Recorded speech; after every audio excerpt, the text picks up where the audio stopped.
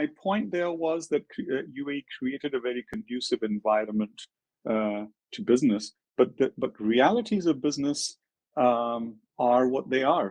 So on one hand, you have a friendly government and you have friendly regulations, but on the other hand, you realize that things aren't quite the same. Mindsets have changed. Customer behaviors have changed. Customer expectations have changed. Margins, inflationary pressures are on. So UAE, Yeah. like rest of the world, is facing inflationary pressures. Um, uh, but in spite of that, they've managed to grow their economy. In spite of that, they've actually managed to increase their foreign direct investment during this Wow. pandemic time.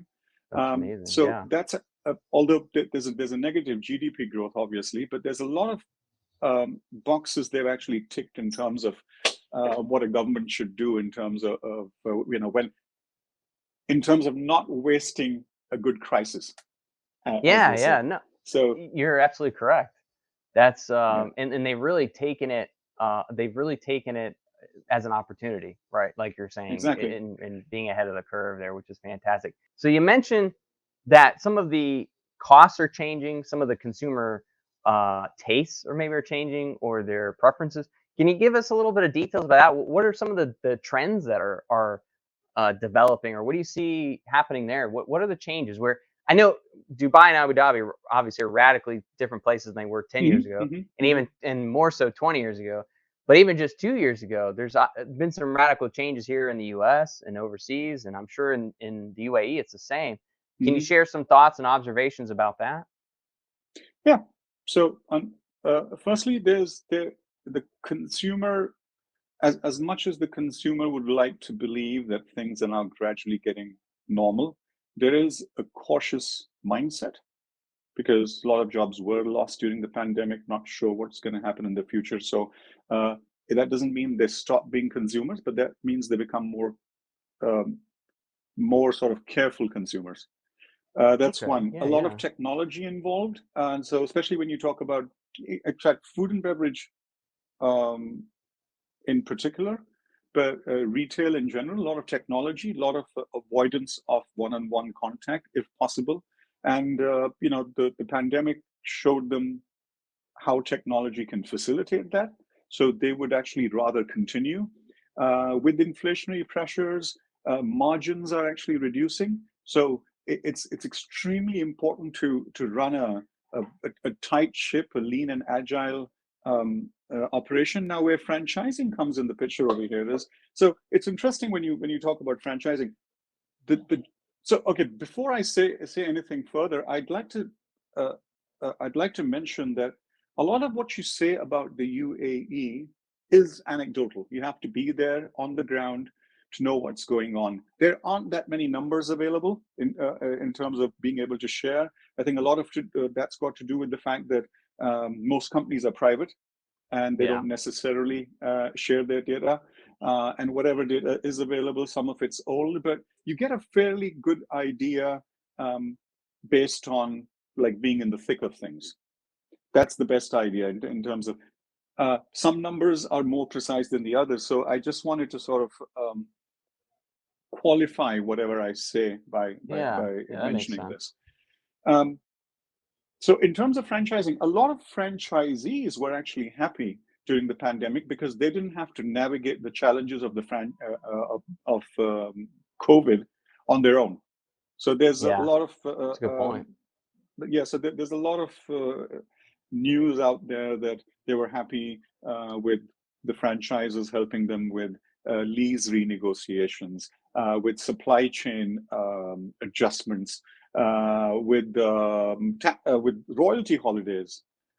Yeah. Um, Getting supplies, so I'm sure too, for yeah, PPE and so stuff. there were quite a few good things, but these were these were like the franchises that are already there in Yeah. the UAE, and generally the bigger guys could afford to actually do that rather than the smaller ones. Now, UAE in particular, and GCC in general, has most of the top tier franchises, whether it's retail, whether it's food and beverage, whether it's health, they're all actually there.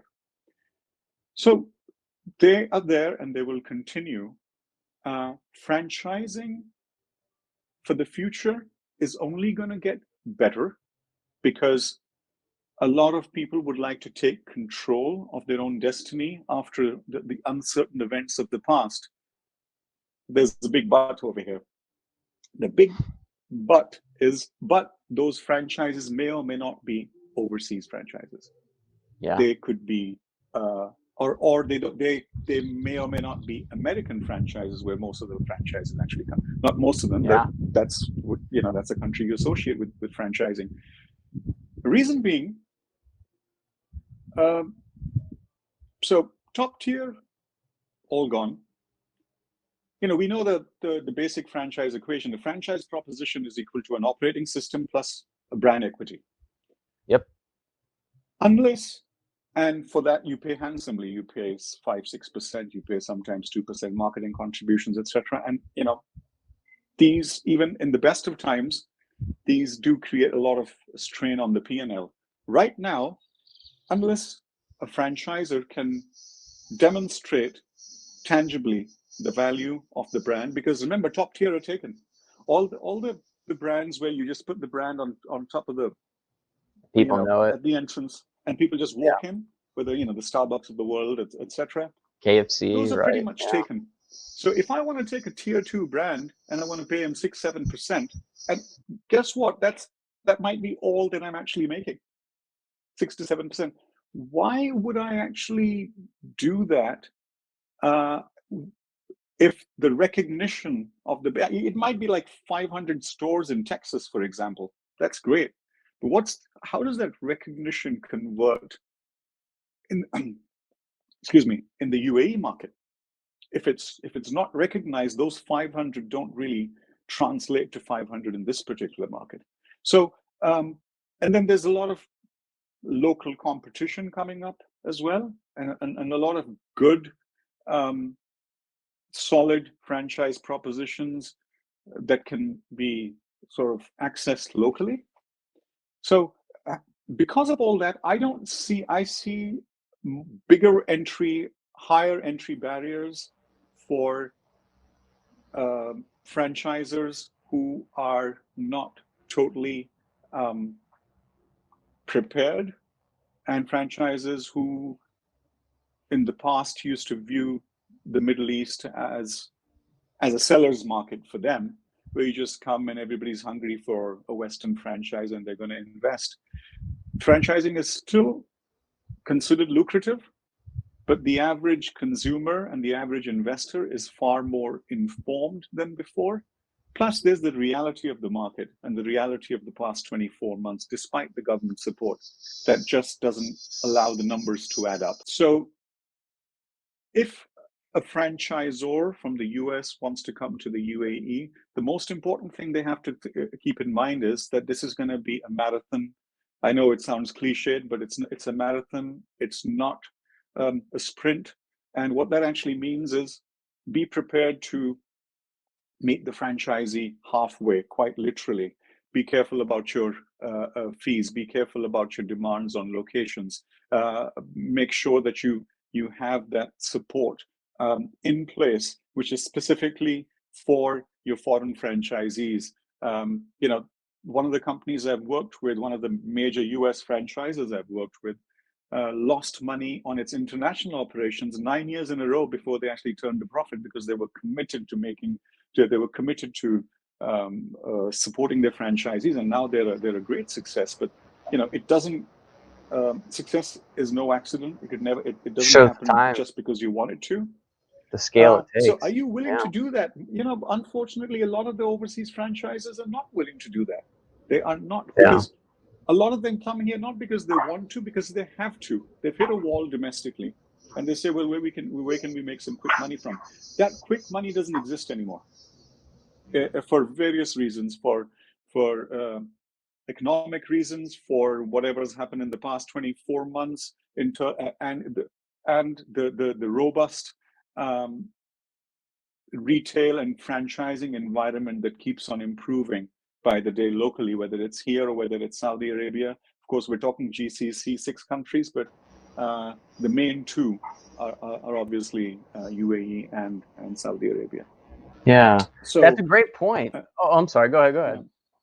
No, yeah, I'm so just saying that it's, and there's also more kind of visibility of concepts from other parts of the world, Far East, Southeast Asia, Korea, Malaysia, countries that you didn't really, they were not the first countries to come to mind when you thought about franchising. Wouldn't associate But them typically. all, yeah, all that's happening too.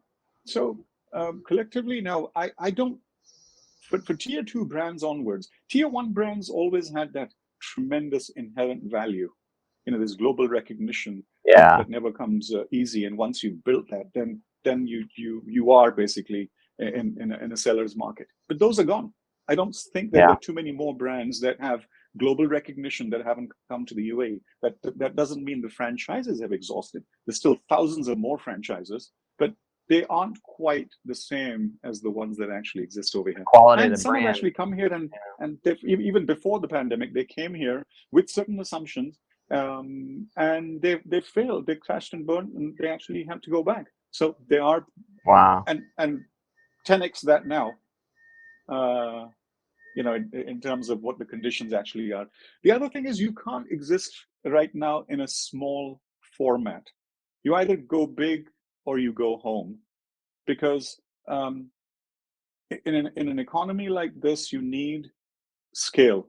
Without the benefit of scale, it's just not going to actually happen. The other thing is that when a lot of people are going in for entrepreneurship, overseas franchises still cannot sell units. They, they, their best, their ideal vehicle of expansion is area development or country development agreements, not even master franchises, because it's just easier. It just makes a lot more sense, and it's convenient That's in many ways. But there a are really good point. individuals, a lot of Yeah. individuals who, franchising was invented for the average corporate guy who was fed up of his job and said, I want to make a living for myself. So franchising was invented for the individual, and then it gradually became corporate in the US, in terms of certain groups. Over here, it's always been corporate, Yeah. and now, and they don't know how to sort of trickle that down to the individuals. Hmm. And whereas that's concerned, uh, the the local franchises, the local franchisors rather, they have a they have an obvious advantage, even though they may not be as big as some of those brands. They may not have that kind of recognition. But if you have a you have to remember one more thing. If you have a 6-store franchise in the UAE, you might have the same amount of recognition as compared to a 500-store franchise on the west coast of the United States. It's all about recognition. Um, then you have guys right next door. You don't have the problem of various problems: geographical distance, time differences, culture differences. You don't have all those impeding your communication and impeding business. It's a lot more Yeah. seamless, that's for sure, in communicating. Yes. Now, in Yes. regards to homegrown brands, it is something that I even Yeah. started to see a couple of years ago in Saudi Arabia Mm-hmm. and in the UAE, Oh yeah. and it's only accelerated since I've last visited and I've last seen it. Can Yeah. you tell us a little bit about some of these homegrown brands? Not necessarily maybe the names, but in your observations, what is the food quality or like the systems quality, the operations? Are they are they real competition? I mean, if not now, I mean, are they reaching that point? Oh yeah. So before talking about homegrown brands, I'd like to uh, uh, preface that by talking about the demographics of the GCC, but UAE in particular, and Yeah. Saudi Arabia. UAE, about 65% of the population is between 24 and about 25 and 54, and if you add from 0 to um, 25, about 75-80%. Yeah. Saudi Arabia, about 15-20% below 15. And so, without going too much into numbers, they have a major young population, both of them. Young, smart, uh, access to the best of education. This is where you need to begin Yeah. with, because then you start understanding the mindset. These people are smart, they're well traveled, they're exposed, and they have learned from the Western franchises that came here first 25 years ago. They've actually grown up Yeah. on them. Yeah. You're right. And they're not that fascinated by them as compared to um, as compared to learning from them, and as compared to sort of um, deciding what they don't like about those franchises. And this Good point. obviously, You're right. if you study generations, Gen Z and millennials, they tend to have a different sort of approach towards brands and brand loyalty and loyalties. Anyways, so you've got a couple of things going on. You've got these guys who actually grew up in this culture, um, uh, and at the same time, you have these guys who are uh, wanting to sort of put their own stamp on the markets, as compared to sort of just letting the old brands actually keep on coming in. So my answer to your question is this: many of them have done actually an extraordinary job in terms of creating local brands, and they have the numbers to prove it. They have the social media to prove it. They have the endorsements to prove it. So it's not as if they you always have certain brands where there's hype created and then they fizzle out after some time. But I'll name names. I mean, I'll give you an example. There's a brand called Pickle, Pickl, no E. Okay. 2019, 1 unit. Then came the pandemic, but in 21 they have 8 units. So when they say they want to be 200 stores in 5 years, you believe them, because when Yeah. somebody can grow from 1 to 8 in 2020 and 2021, what is it? Burgers, but fresh fast food, which means the meat has no hormones, it has no Yeah. artificial Yeah. ingredients, etc. But at the same time, it's fast food. So you have that. You have there's a brand called Salt, SALT. Salt. A lot of it, there are a lot of food trucks throughout the country that bear that name. It has a cult following. Now, interesting. That may or may not be a franchise, but it still exemplifies how locals. These are two UAE Emirati ladies who created this brand, and it Wow. exemplifies how local individuals are capable of creating quality brands that Yeah. can command a major following. So Salt, if you ask anybody in the UAE, have you eaten at Salt?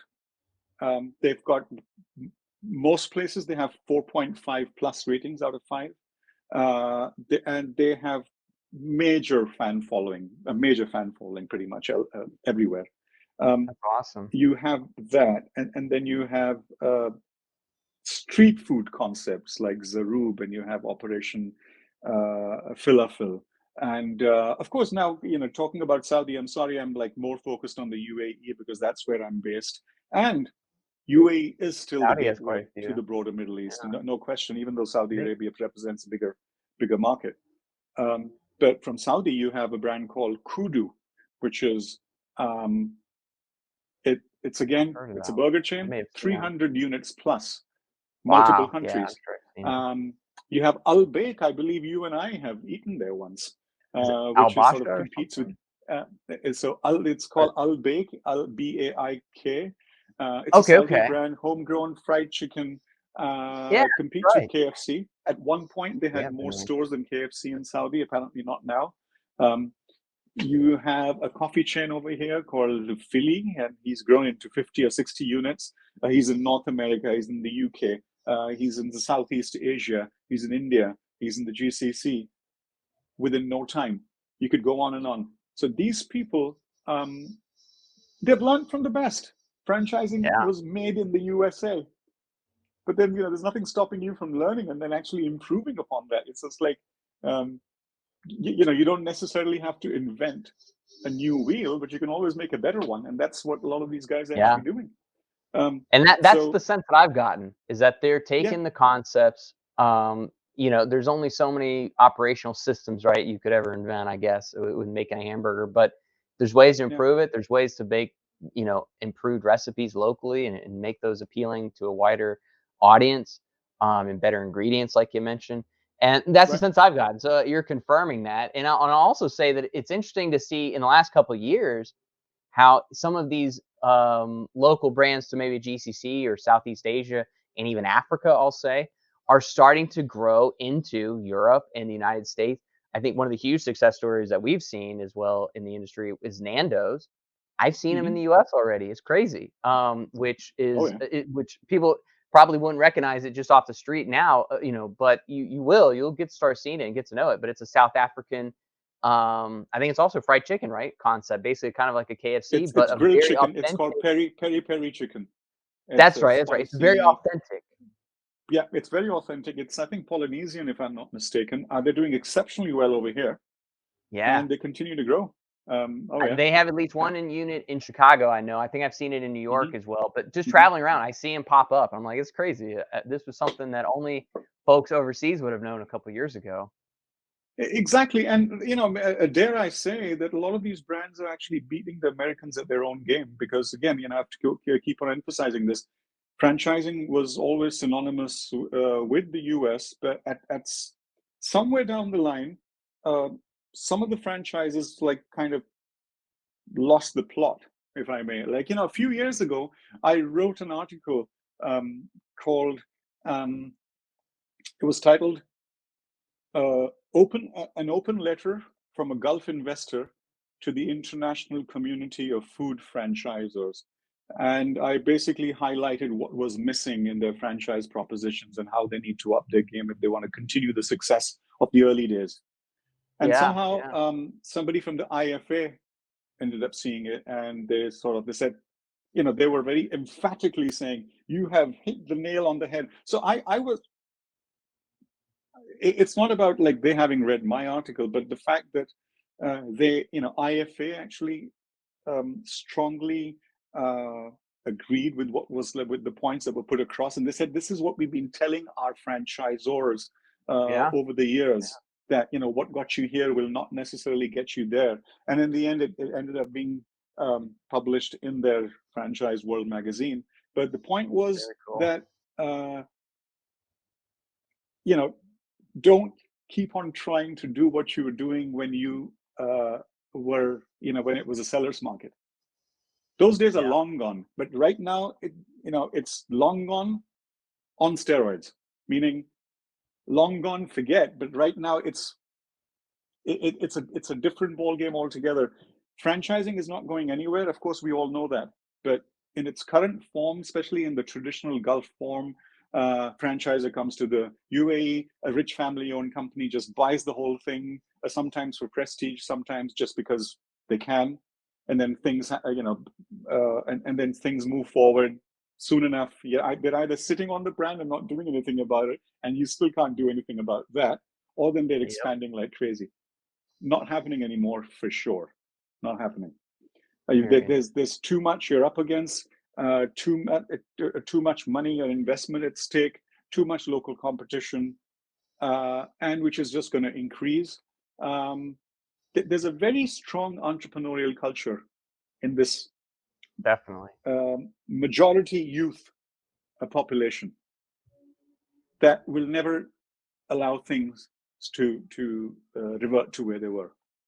Yeah, to be stagnant. No, you're correct. Yeah, I've seen the same yeah, things. It's yeah. astonishing.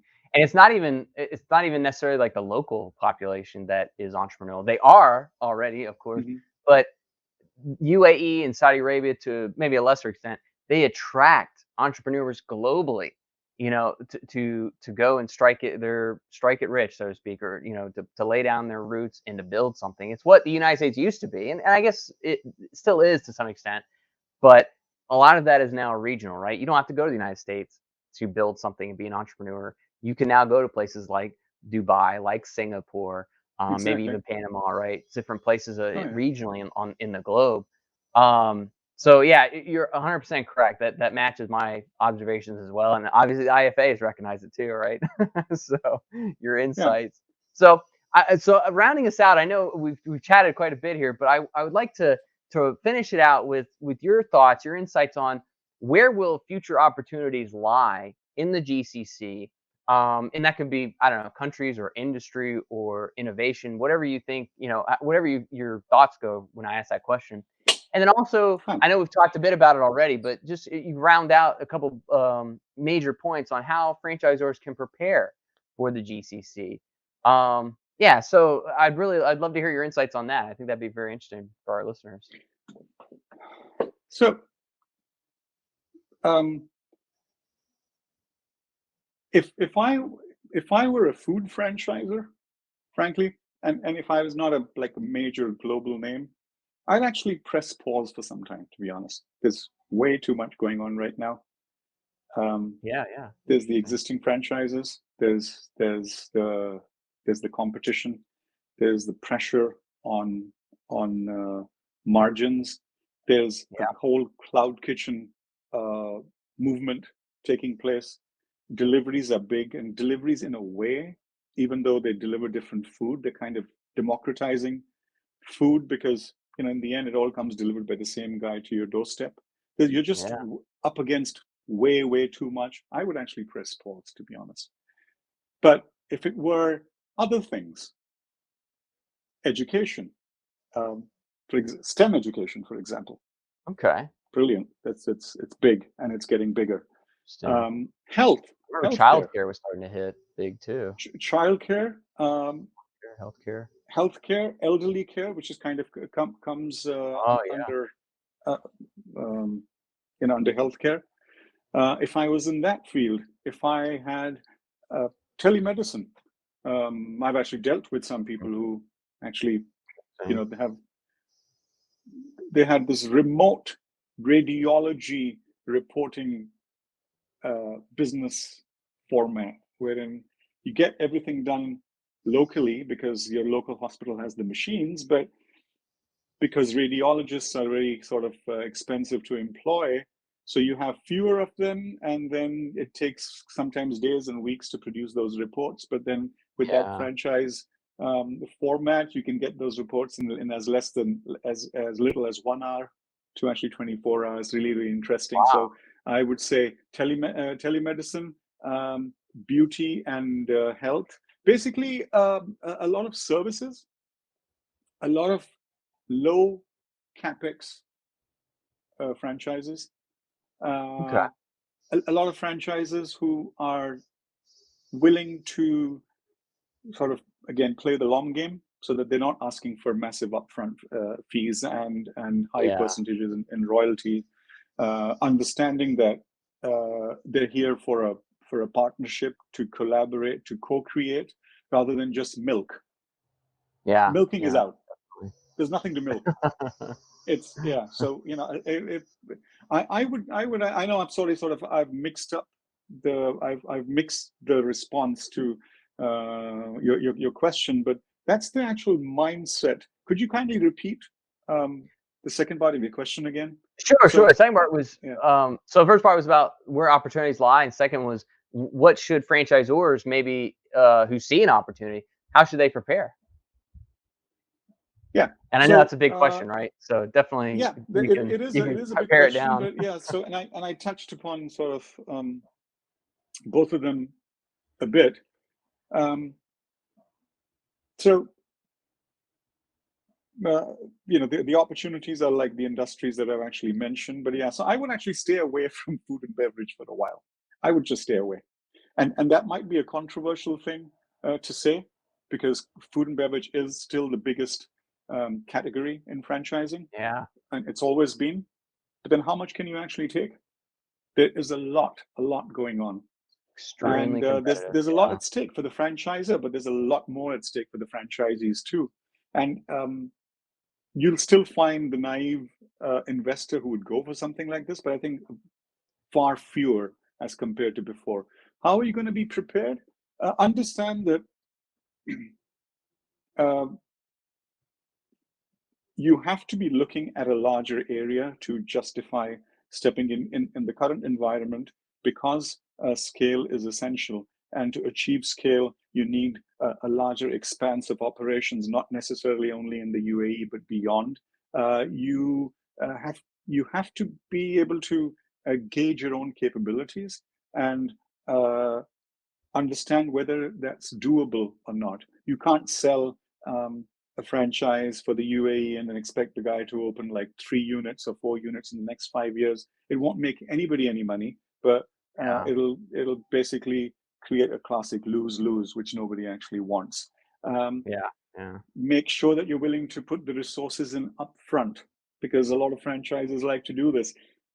They do promise you, and I'm talking from first-hand experience. They promise you the moon, but they haven't done anything extra in terms of being able to support their foreign franchisees. It's basically, same guys in HQ in whichever, whether in Chicago or New York or wherever, and they're supposed to be supporting the new franchise. It doesn't work for sure, Yeah. especially right now. So I would keep that in mind as well. I would also be, now again, this might be controversial, but show goodwill, meet them halfway, put in contribute to the marketing, or show like uh, overt gestures of goodwill, to literally put your money where your mouth is and say, well, I'm committed to this too, because any franchisor who comes to the UAE right now is likely not a global name. And if you're not a global name, the local franchisee is actually paying you to expand your brand. So Yeah. Build that recognize that goodwill. tangibly. A lot of brands have actually grown because of the franchising in markets where they had little or no recognition. And then Yeah. because of that, then later on, they end up sort of being able to sell at a higher price. But then, the franchisee doesn't get that sort of recognition. But now the franchisee is more aware and educated. First of all, already quite reluctant with a conservative frame of mind. It likes franchising, but the source is key. So franchising is going to increase without doubt, but the franchise Yeah. proposition is what's key in the franchisee deciding It's evolving. to what to Yeah. invest in. Yeah, I agree. And I think those are good things. What you're mentioning is that Yeah. that franchise relationship, that structure is evolving. And it's not just Mhm. evolving in the GCC, right? It's evolving around the world. Right. In the US, might be a little more stubborn as an Hmm. industry than Hmm. a lot of other places with that flexibility. But the reality is that the way businesses operate and relate to customers, relate to their strategic partners like franchisees, it has changed radically. And Right. franchising is going to evolve. And what I like about franchise in general and just the industry is that because of that scale, innovative franchisors can be the ones that really jump in and take the bull by the horns and completely change an industry. It can happen very, very quickly because of the scale of Exactly. franchising. Totally. One day Totally nobody's agree with doing it, that. the next day everybody's doing it, right? You know? Exactly.